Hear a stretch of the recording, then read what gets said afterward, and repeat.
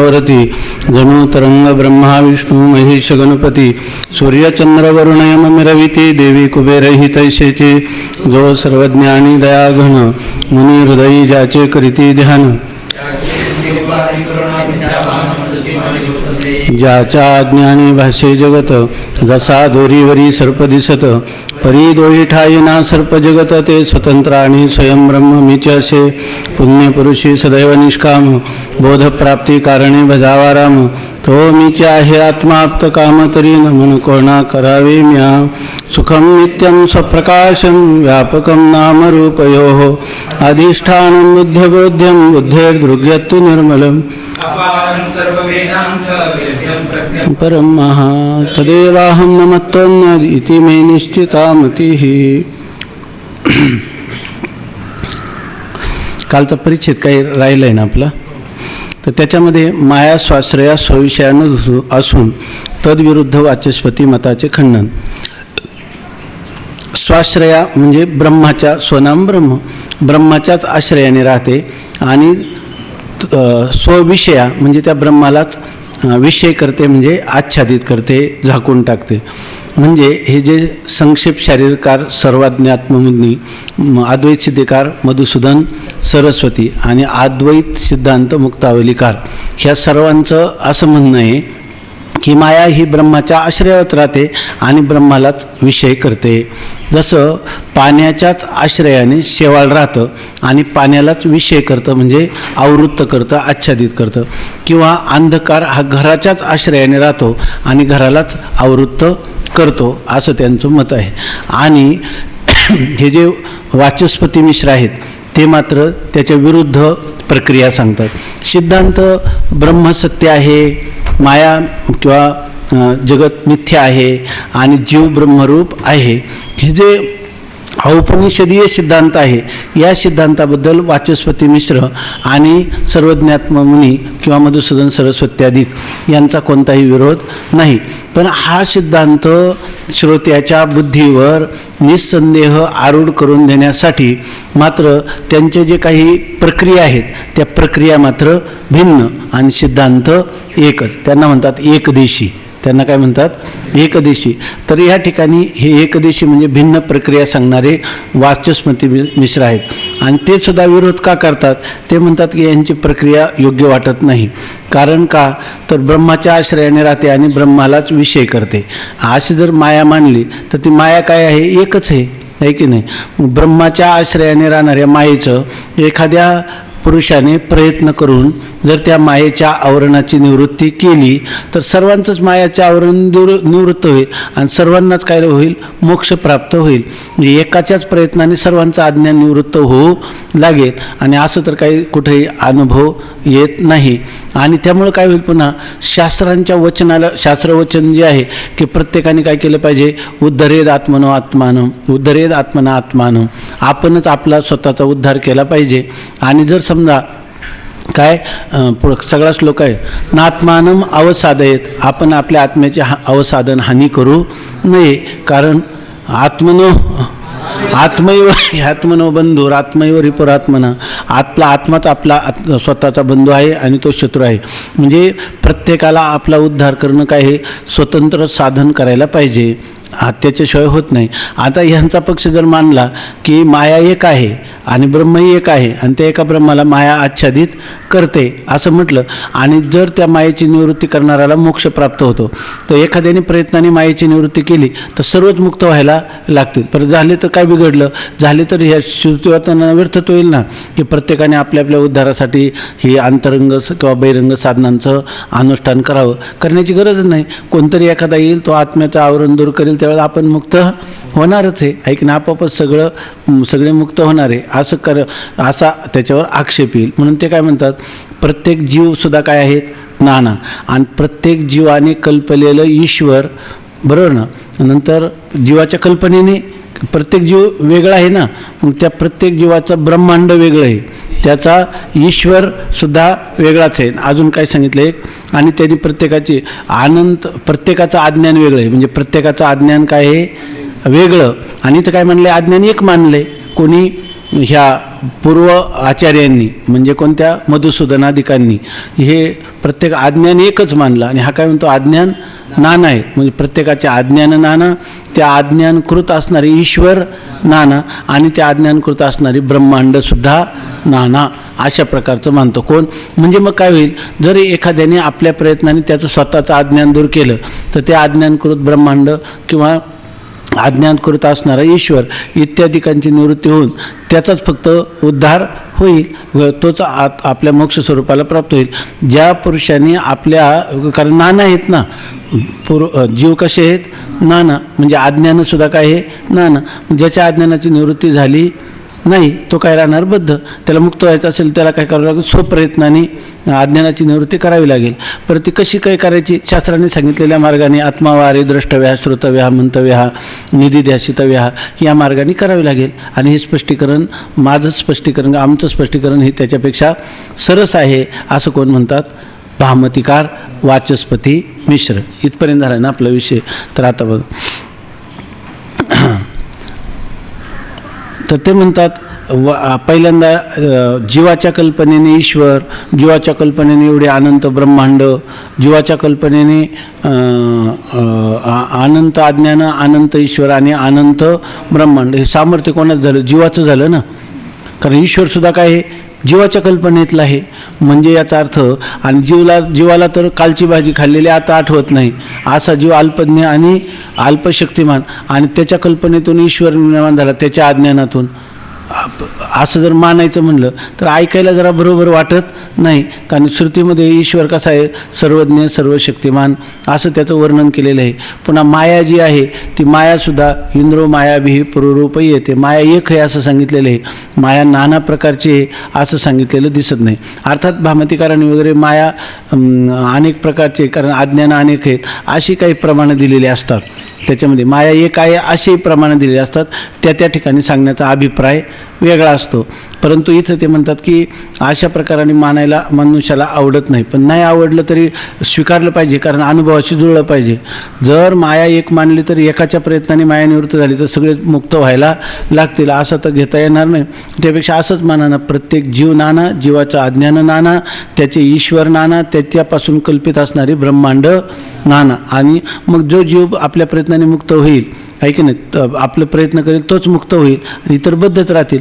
त्यांना जर आपल्या अज्ञानाची निवृत्ती करायची झाली तर त्यांनी काय करावं लागेल, शास्त्राला शरण जाऊन साधनांचं अनुष्ठान करावं लागेल, अंतरंग किंवा बहिरंग साधनाचं. त्याद्वारा ते साक्षात किंवा परंपरेने मुक्त होतील. अशा प्रकारची संगती वाचस्पती मिश्रांना फार चांगली वाटते, म्हणून त्यांनी ती संगती लावलेली आहे. परंतु विचारसागर ग्रंथामध्ये हे जे काही स्वाश्रया स्वविषया हे जे मत आहे त्या मताचा स्वीकार करून तद्विरुद्ध, त्याच्या विरुद्ध असणारं जे वाचस्पती मताचं खंडन केलेलं आहे, आणि तो भाग आता आहे. ठीक आहे ना, वाचू. जीवाच्या अज्ञानाने ईश्वर म्हणणे आणि ईश्वर अनंत मानून जीवाजीवातील सृष्टीचा भेद मानणे हे श्रुतीविरुद्ध आहे. नव्हे, कदाचित निबंधकारांनी ईश्वर आणि सृष्टी एकच मानून फक्त अनंत जीवाश्रित अनंत अज्ञाने मानली तरीही ते बरोबर नाही. आता ते काय म्हणतात, जीवाच्या अज्ञानाने ईश्वर कल्पित आहे असं म्हणणं आणि ईश्वरसुद्धा अनंत मानून प्रत्येक जीवाजीवाची सृष्टी वेगवेगळी आहे.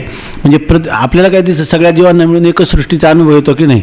पण जर त्या अज्ञान नाना मानली तर प्रत्येक जीवाची सृष्टीसुद्धा काय होईल, वेगवेगळी होईल.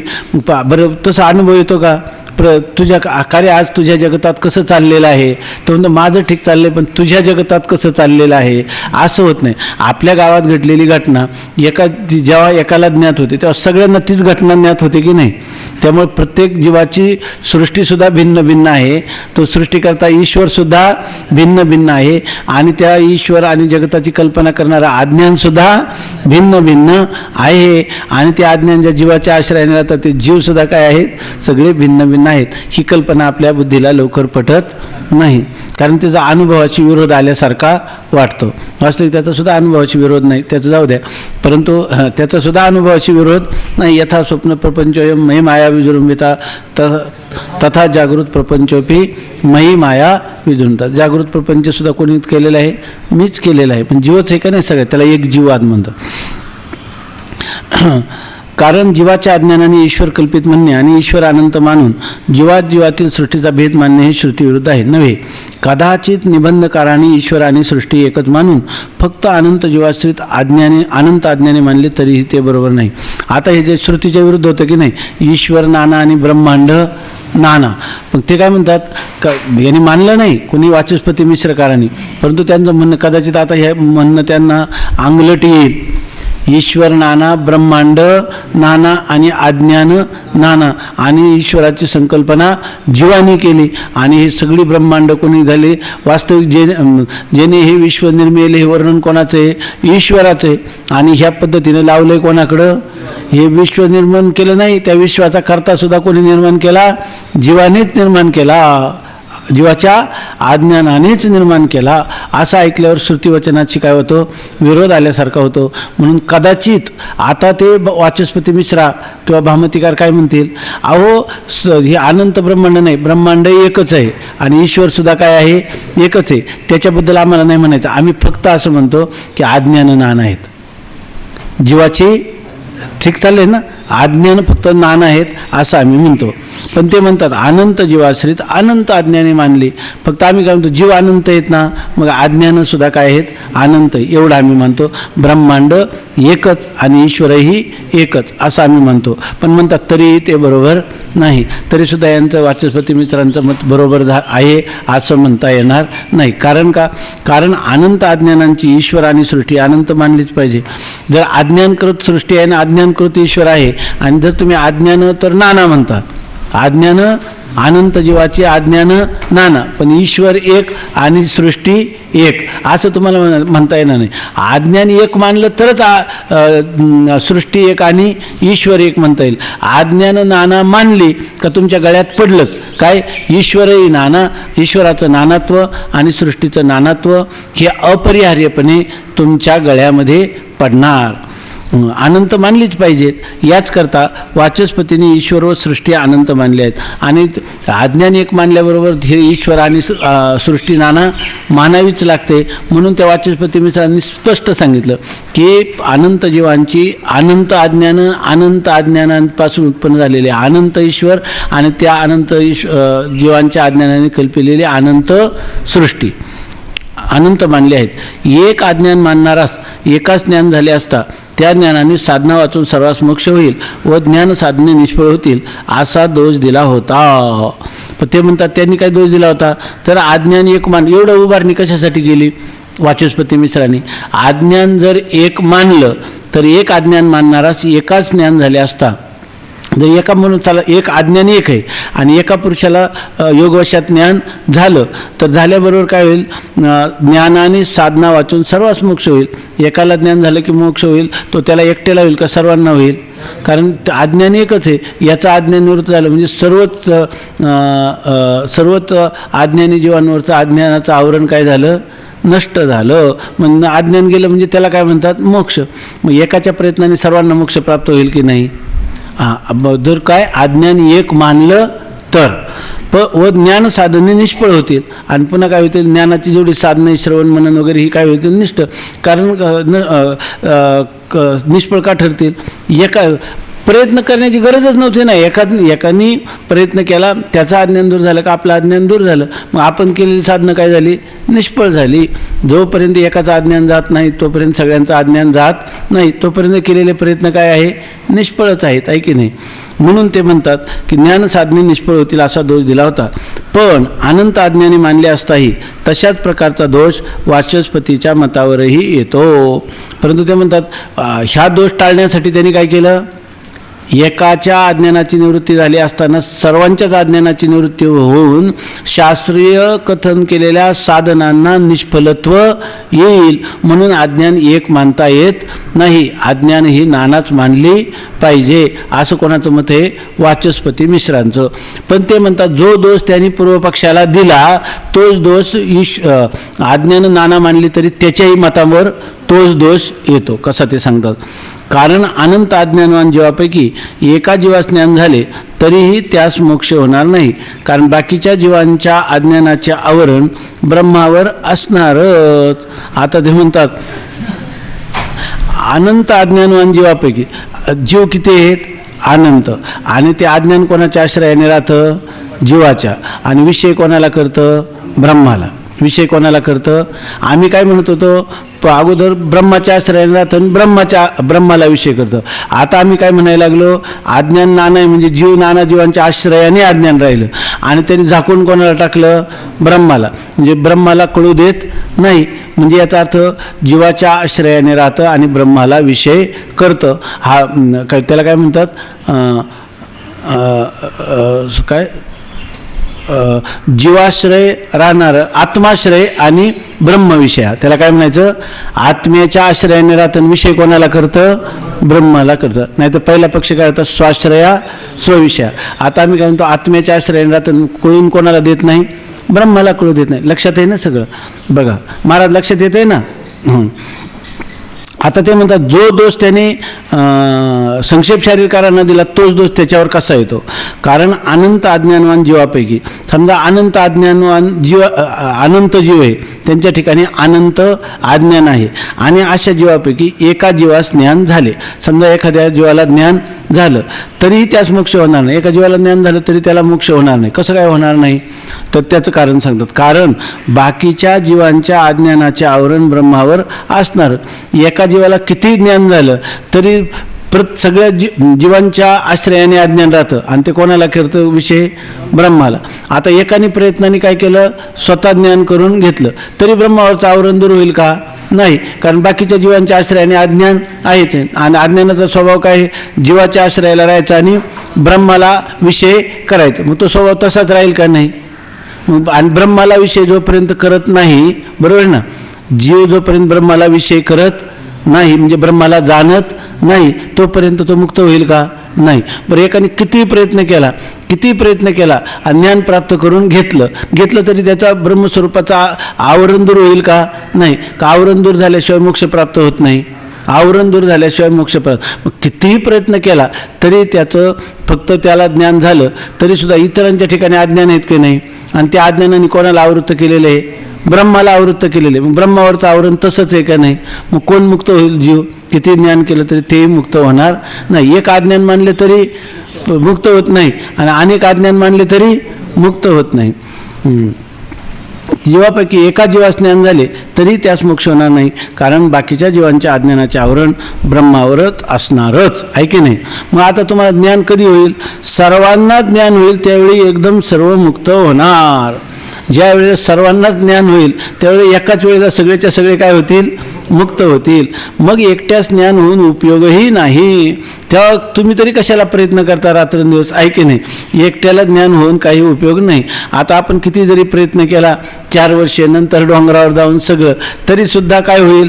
किती झालं तर उपयोग नाही. जेव्हा हे सगळे मुक्त होतील तेव्हाच आपल्याला मुक्त होणार. मग एकट्यानेच कशाला? याजसाठी त्या काय याजसाठी वनांतरा जातो सांडोनिया घरा. कशाला जायचं? उलट आपलं जे चाललंय तेच बरं आहे की नाही? काय अज्ञान तर काही सगळ्यांचं निवृत्त झाल्याशिवाय आपलं अज्ञान निवृत्त होणार नाही आहे की नाही? आवरणाचा भंग होणार नाही. मग ज्ञान साधने करा तरी कशाला? मग सगळी ज्ञान साधनं निष्फळ होतील की नाही? अज्ञान एक मानून ज्ञान साधना निष्फळत्व येतं का अज्ञान अनेक मानून निष्फळत्व येतं का दोन्ही मानून निष्फळत्व येतं? दोन्ही मानून. म्हणजे थोडक्यात काय? अज्ञान बाबा एका जीवाच्या अनंत जीवाच्या आश्रयाने अज्ञान राहू किंवा ब्रह्माच्या आश्रयाने एकच अज्ञान राहू, मिळून साधनांना काय आहे? निष्फलत्व. म्हणून विचारसागर ऐकल्यापासून आम्ही सगळ्या साधना सोडून दिल्या. कारण काय? ज्ञान साधनांचा काही उपयोगच नाही. मग सर्वांना ज्ञान होईल त्यावेळी एकदमच सर्व मुक्त होणार. मग एकट्याच ज्ञान होऊन उपयोगही नाही. म्हणून ज्ञान साधने व्यर्थ होणारच. याकरिता स्वाश्रया स्वविषया असे पहिल्या रीतीने एकच अज्ञान मानणे चांगले. ते म्हणतात जर हा दोष जर अज्ञान नानाय मानून येत असेल तर मग आम्ही पहिल्यांदा जे अज्ञान एकच आहे आणि त्याचं ब्रह्माच्याच आश्रयाने राहतं आणि ब्रह्मालाच विषय करतं हे आमचंच म्हणणं बरोबर आहे, योग्य आहे म्हणतात. ते एक अज्ञान जीवेश्वराश्रित नाही, कारण जीवेश्वर अज्ञानाची कार्य आहेत. ते एकच जे अज्ञान मानलं ना, मग ते तुम्ही म्हणाल ते अज्ञान कोणाच्या आश्रयाने राहतं? ते जीवाच्या आश्रयाने राहतं किंवा ईश्वराच्या आश्रयाने. त्यांनी काय सांगितलं? हे अज्ञान नान आहेत. कोणाच्या आश्रयाने राहतात? जीवाच्या आश्रयाने. विषय कोणाला करतात? ब्रह्माला. तर हे जीवाच्या तर काय, पण हे अज्ञान ईश्वराच्या आश्रित राहणं शक्य नाही असं सांगतात. कारण का? याकरिता स्वाश्रया स्वविषया असे पहिल्या रीतीने एकच अज्ञान मानणे चांगले. लक्षात आलं ना? ते एक अज्ञान जीवेश्वराश्रित नाही, कारण जीवेश्वर अज्ञानाचे कार्य. कोणी म्हणाल जीव, आता त्यांचं म्हणणं काय होतं भामतीकारांचं? अज्ञान कोणाच्या आश्रयाने राहतं? जीवाच्या आश्रयाने राहतं. आणि विषय कोणाला करतं? पण ते म्हणतात की हे म्हणणं बरोबर नाही. अज्ञान जीवाच्या काय, पण ईश्वराच्या सुद्धा आश्रयाने कसं राहील? जीव आणि ईश्वराच्या आश्रित अज्ञान राहणं शक्य नाही. कारण जीव तरी कधी झाला? जीव अज्ञानाचं कार्य आहे की नाही? अधिष्ठान चैतन्य बुद्धी आणि तिच्यामध्ये पडलेलं प्रतिबिंब, माया अधिष्ठान चैतन्य पडलेलं त्याच्यामध्ये नंतर प्रतिबिंब, मग काय झाला? जीव. मग काय झाला? ईश्वर. मग जीव आणि ईश्वर हे काय आहे? मायेची काय आहेत? कार्य आहेत. आणि जे मायेचं कार्य आहे ते त्या मायेचा आश्रय कसं काय होईल? ती तर नंतर आहेत, आहे की नाही? जीव आणि ईश्वर ही काय आहे? त्याची कार्य आहे. कार्य कधी आपल्या कारणाचं कारण होऊ शकत नाही. आपण काय ना, जे ज्याचं कार्य असतं ते कार्य आपल्या कारणाचं कारण होऊ शकत नाही. जीवेश्वर अज्ञानाची कार्य आहेत की नाही? मग त्या अज्ञानाचा आश्रय होतील का? ते अज्ञानाचा आश्रय होणार नाही. जगताच्या प्रतीतीची व्यवस्था लागण्याकरिता अज्ञानाची कल्पना करणे अवश्य आहे, हे सांगितलेच आहे. पण जर आता तुम्हाला जगताची प्रतीती येते की नाही, मग जगताची प्रतीती येत असताना असंग निराकार ब्रह्मापासून ते उत्पन्न होईल का? जड मायेपासून होईल का? होणार नाही. मग झालं तर ते कशापासून? चैतन्य स्वरूप असणारं ब्रह्म आणि जड असणारी माया यांच्या संबंधातून त्या ठिकाणी ह्या जगताची उत्पत्ती सांगावी लागेल. मग आता सांगतात म्हणजे अज्ञाना वाचून जगताची कल्पना सांगता येईल का? केवळ असंग निर्विकार ब्रह्मापासून सांगता येणार नाही. म्हणून जगताची कल्पना करायची झाली का अज्ञाना वाचून दुसरा विलाज नाही. म्हणून म्हणतात की जगताच्या प्रतीतीची व्यवस्था लागण्याकरता अज्ञानाची कल्पना करणे आवश्यक आहे, हे आरंभी सांगितलेच आहे. म्हणून अज्ञान कल्पित आहे. या सर्वाचा अर्थ काय आहे? अज्ञानाची कल्पना केलेली का? कशासाठी केलेली? अज्ञान आहे म्हणून का जगताची संगती सांगण्यासाठी? जगताची संगती सांगण्यासाठी अज्ञानाची कल्पना केली. मग जो कल्पना केलेला जो पदार्थ आहे तो वास्तव असतो का बाधित होणारा असतो? मग माया वास्तव आहे का बाधित होणारी आहे? सत्य आहे का मिथ्या आहे? सत आहे का असत आहे? सत आहेत का असत आहे? सताहून विलक्षण अनिर्वचनीय मिथ्या आहे. म्हणून अज्ञान कल्पित आहे. कल्पित पदार्थात आश्रय अवश्य असावा लागतो. आता अज्ञान कल्पित आहे तर ठरलं ना काय?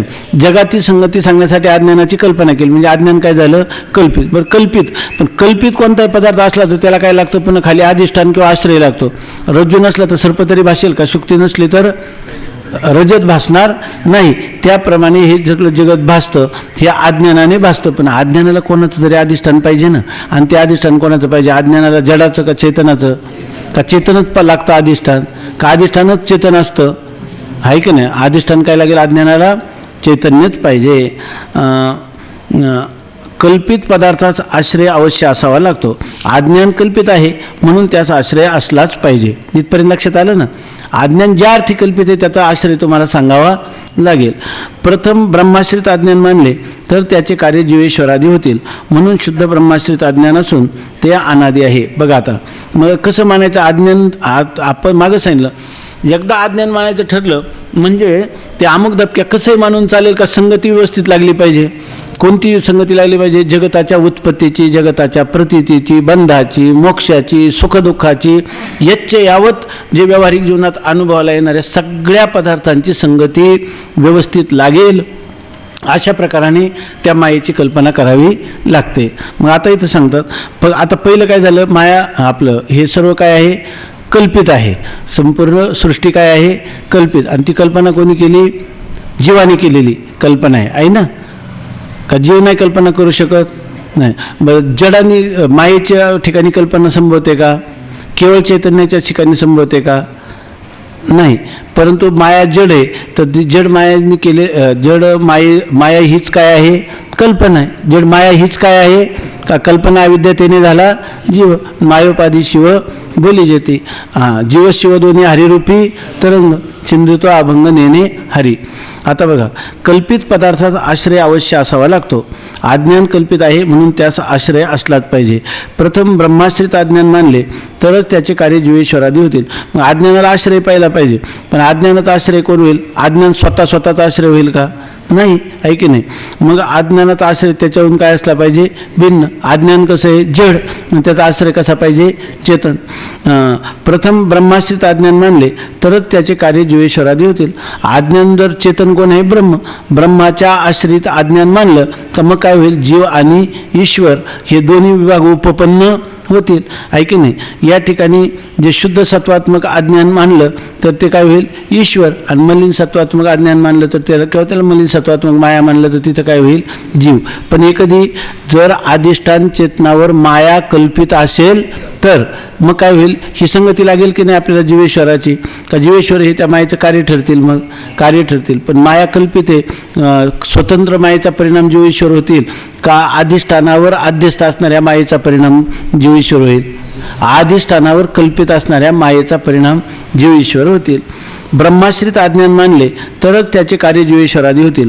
म्हणून शुद्ध ब्रह्माश्रित अज्ञान असून ते अनादी आहे. याचा अर्थ अज्ञान कोणाच्या आश्रयाने? अज्ञान हे शुद्ध विशुद्ध चैतन्याच्या ब्रह्माच्या आश्रयाने आहे. म्हणजे अज्ञान कोणाच्या आश्रयाने राहतं? स्वाश्रया म्हणजे ब्रह्माच्या आश्रयाने राहतं. आणि ते कधीपासून राहतं? तर अनादी आहे की नाही? म्हणून ते काय ब्रह्माच्या आश्रयाला राहत असून अज्ञान हे अनादी आहे. रज्जूच्या अज्ञानाने सर्पबाण होते, ते अज्ञान रज्जूच्या ठिकाणी कधीपासून आहे याचा विचार करू लागलो तर रज्जूच्या उत्पत्तीपासून रज्जूच्या ठिकाणी अज्ञान आहे असे म्हणावे लागेल. आपल्याला रज्जूवर सर्पाचा जेव्हा भास होतो तेव्हा त्या रज्जूचं काय आहे? आपल्याला अज्ञान आहे. पण त्या रज्जूवर हे अज्ञान आलं कधीपासून? असं जर आपल्याला कुठून कधीपासून अज्ञान आलं तर सांगता येईल का? नाही. फारच मागं आपण गेलो तर आपण असं म्हणू ज्या दिवशी रज्जू उत्पन्न झाली तेव्हापासून ते अज्ञान त्याच्या ठिकाणी राहिलं असं म्हणता येणं शक्य आहे. रज्जूच्या उत्पत्तीपासून रज्जूच्या ठिकाणी अज्ञान आहे असे म्हणावे लागेल. त्याचप्रमाणे ब्रह्माचे अज्ञान ब्रह्माच्या ठिकाणी कधीपासून आहे असा विचार करू लागलो तर ब्रह्माच्या उत्पत्तीपासून आहे असे म्हणता यावायचे नाही.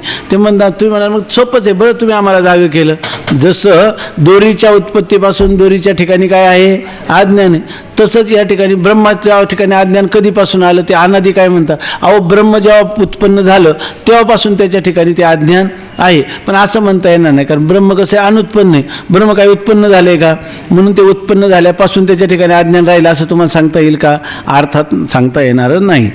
ब्रह्माच्या उत्पत्तीपासून अज्ञान ब्रह्माच्या ठिकाणी आहे असे म्हणता यायचे नाही, कारण ब्रह्म अनादी आहे. ब्रह्म कसं आहे? अनादी, त्याला आधी नाही. म्हणून त्यावरील कल्पित अज्ञान हे अनादीच मानले पाहिजे. ब्रह्मावर अज्ञान कधीपासून राहिलं? ब्रह्म उत्पन्न झाल्याशिवाय म्हणता आलं असतं, ब्रह्म उत्पन्न झाल्यापासून असं म्हणता आलं. पण ब्रह्म उत्पन्नच होत नाही, ते कसं आहे? अनादी आहे. मग अनादी असणाऱ्या ब्रह्माच्या ठिकाणी माया कधीपासून राहिली? ती मायासुद्धा अनादी कालापासून राहिली. किंवा ब्रह्म जसं अनादी आहे तसं त्या ब्रह्माच्या आश्रित राहणारी माया देखील मानावी लागते अनादी. का मायेला साधी म्हणता येईल? नाही.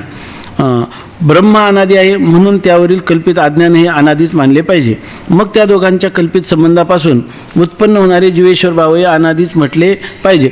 बरं, आता हे जीव आणि ईश्वर कधीपासून आहे? ब्रह्म आणि मायेच्या संबंधापासून उत्पन्न होतात.